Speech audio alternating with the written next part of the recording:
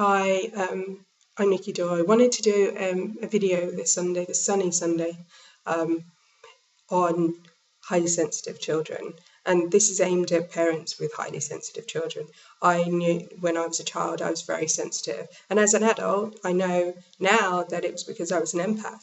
But as a child, you don't really know. And unless your parents are within that environment, your parents aren't going to know. So I just wanted to give you a couple of exercises that would be quite useful for your child. And looking back, I wish that I'd known that. And my mum worked at play schools and worked we used to have play buses, the buses where they put, that were stationary, where they put kids onto for nursery. And I often used to go there and spend time, just move up here, with the kids singing the songs so that people could take the helpers could take a break. And there was a few things that I always found that was quite easy to get them to do that would help them feel a bit more grounded. And there's an exercise that you get kids to do, and it's that growing up, it's expanding from an acorn.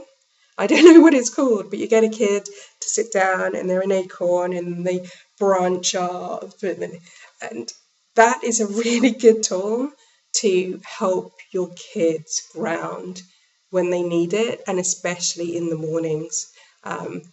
So what you do is you don't have to get them back to the acorn stage, and I think there's actually a song with it, but you can actually just get them to feel that they're a tree. Now, there's a tree, a lot of people, in spirituality use the tree meditation.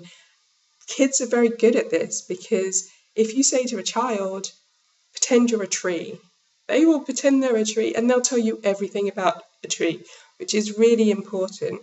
So if you get your child to just pretend they're growing from a tree, I won't use an example, but pretend that they're coming from seed and the roots are going down through the earth, through the different layers of earth, and then gradually they're growing as a tree. And you get them to do the physical movements as well. So you get them to grow as a tree. You can't really see my hands, but grow as a tree until, and mainly use an oak, because an oak is a solid tree. But you can show them the type of tree. If they're really good with pictures, you can show them. And they can also draw this. And then they can kind of imagine what the leaves are like. And how it feels to be strong and connected to the earth, because they've got the roots going down. And it's a really, you can get them in the imagery, and kids are very good at picking up on that imagery, and they're very good at going, oh, okay, I'm a tree. I'm anchored, I'm grounded. They're not going to use those words, but they're going to feel it. They're going to feel connected. And the good thing is, if they are, you can ask them about the state of that tree. So you can say, okay, so what does your tree feel like? How are your leaves today? And the weird thing is, kids won't bat an eyelid and tell you, oh, my leaves look like they're dropping off, or I feel like I'm a bit dry, or, and you can kind of gauge from that. They're very good at imagery. They've got a very active imagination. So you can get them to kind of okay, they might say, well, actually, I don't feel like that type of tree. I feel like this type of tree. We've got willows and we've got bamboo and we've got all these different types of trees that they can kind of point out. They can do the same with drawing. And it's very much, the way they'll draw a tree will tell you very much about how they feel grounded or protected or earthed. Another thing that you can get them to do is you can get them to do a superhero, because all kids want to be a superhero. So when you're talking about shielding and protecting, which we would say is an energetic thing, you can just get them to pretend that they're their favourite superhero. And when they feel that they've, the way to describe it is that if you are suddenly feeling a different type of emotion, say you're feeling really happy, and then all of a sudden you feel really angry or really upset, that tends to be because you've taken some energy from somebody else, because you are, as an empath, very open, and it's that sudden change in your emotional and mental state which tends to tell you. Now, obviously, if they've done something in particular, that could change their mental state, but usually it's happening, they're sitting on a bus or they were playing with some people, and all of a sudden their mood changes. Tends to be because they've got they've taken something on from somebody else. So getting them to recognise that if there's no reason for them to feel like that, it might not be theirs. But you might not want to tell them it's not theirs, but you might want to say, okay, if you feel like this and you don't think it's yours, you can just tell it to go away. And I still do that as an adult. Just go away, it's not mine, I release it. Just giving them permission to say that. If you want to, if they're going into an environment which might be very difficult, I found crowds very difficult.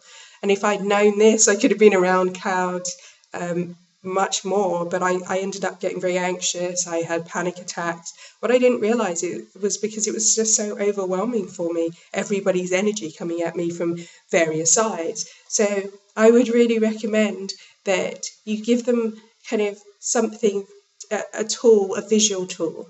And I like the superhero because, as I say, every kid likes a superhero. So, usually superheroes have a shield, or they have a cape. So if it's got a cape, you can say, okay, when you feel like that, you wrap the cape around you and you'll be protected. You might, if they're like Harry Potter, you can say, okay, it's invisible. So that energy will go away because you won't be visible to them. And kids logic, they get it. It's really easy. Or what, you can use your pretend sword to cut that energy away from you. Or you can use the shield to protect yourself. They only need to think of that, because all of energy is always worked on intention.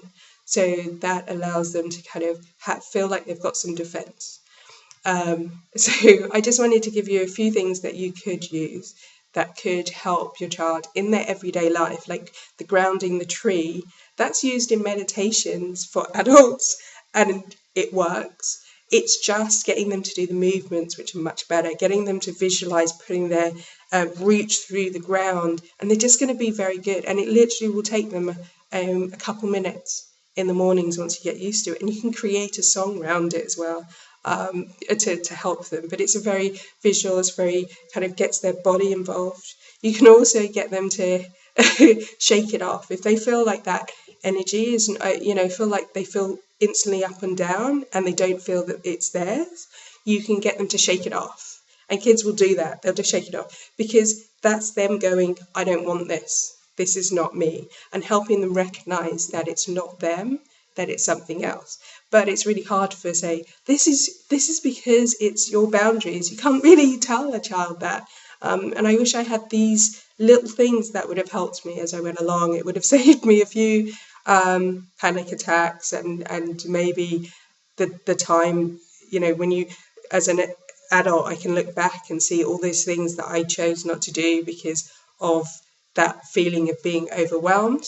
And now as an adult, I find that when I was learning mediumship, it gave me these tools, and I thought, I wish I knew this beforehand. So hopefully this will help you in a little way to give your child a little bit of help and assistance, because the first thing is recognizing it, because it is a different way to look at life when you grow up as being very sensitive to your environment. And it can feel quite scary as a child when you're suddenly this and then you're this and you don't know why. It's bad enough, it's hard enough to express yourself as a young child as well. So you don't always have the words, you don't always know how to express those feelings. So just giving them those, and even if they shake it off and they still have it, then they can go, okay, we shook it off and it's still with you. So this is probably yours. So let's talk about it. But it might be something that kind of helps in your day-to-day life and makes it a bit easier for you and your child. So hopefully you've liked this video. If you want to know a little bit more about highly sensitive children or tools that you can use for yourself as an adult, then just drop me a comment or drop me a line at damonmediation.com, and I will definitely get back to you.